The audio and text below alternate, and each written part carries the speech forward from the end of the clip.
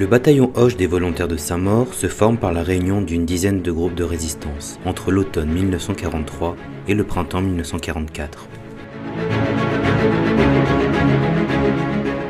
Mais la lutte contre l'occupant allemand et son allié vichiste se fait dès l'automne 1940, dans les périls des actions clandestines, sans uniforme et dans l'ombre. Le contact entre les résistants est difficile à établir et la discrétion face à la Gestapo relève d'un enjeu capital.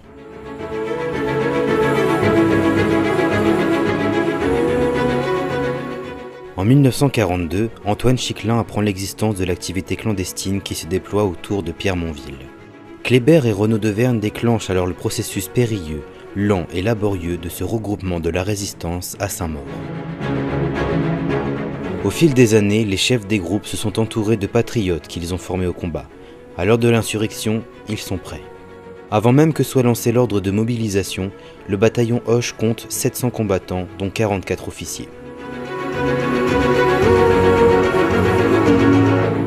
Au 1er février 1944, sous l'autorité du général de Gaulle, les forces françaises de l'intérieur sont créées pour coordonner les actions de la résistance et combattre aux côtés des Alliés pour libérer la France. Le 1er juin 1944, les volontaires de Saint-Maur du bataillon Hoche rejoignent les FFI du secteur Est, sous l'autorité du lieutenant-colonel Serge Lermite, dit Bourgoin, de Pierre-Monville et du commandant Lecoq, dit Lacroix.